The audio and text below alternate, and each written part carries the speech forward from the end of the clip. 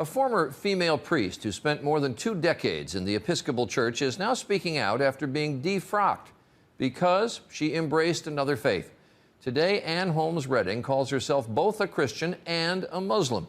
But her move to Islam... Well, our next guest did just that. After being a Catholic priest in Britain, he left to become a teacher and studied in Egypt, where he converted to Islam and became a Muslim. He is now in Ireland to spread the word of the Quran, and he joins us in studio this morning. Good morning to you.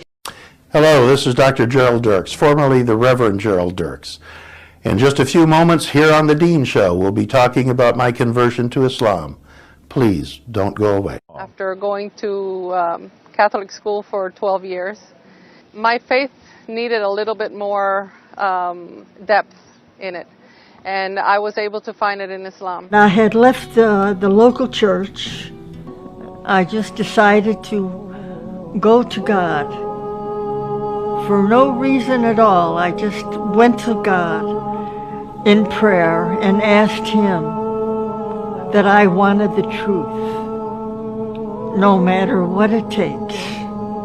I picked up the Quran and held it to my face and kissed it. And I stated, why hasn't anyone told us about this? Christianity is on the decline in Europe, and something else is starting to take its place. Muslims will soon outnumber practicing Christians in Europe. As a Christian, I consider Jesus a prophet. But he's a prophet of the one God. There's not several. So, as a Christian, I worship Allah. If you're not Muslim, stop scrolling. Listen, before I became Muslim, I thought that Allah was a different God. It's not. It's the same God. It's the creator of the universe. Because I'm Muslim now that I know this. Not just because of that, but I learned a lot about Islam, and all of my original beliefs kind of already lined up with all of it. In Christianity, I was like, when people asked me about the Trinity, I literally couldn't explain it. I was like, wow, you're right. I haven't even thought about it like that. So it makes sense. Islam makes sense. Islam is so beautifully making sense. It's a very inclusive religion. More inclusive than Judaism or Christianity.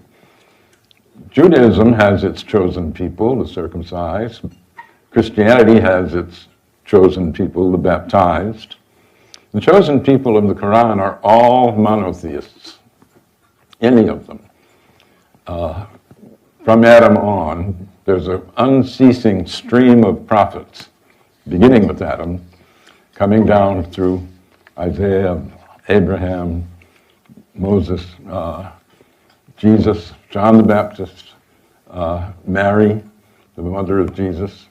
The name exalted over and over in Islam is Jesus.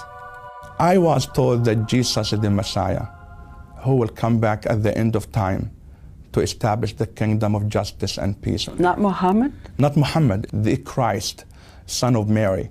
You cannot be a Muslim if you don't believe Jesus is the Messiah. It's in the Quran.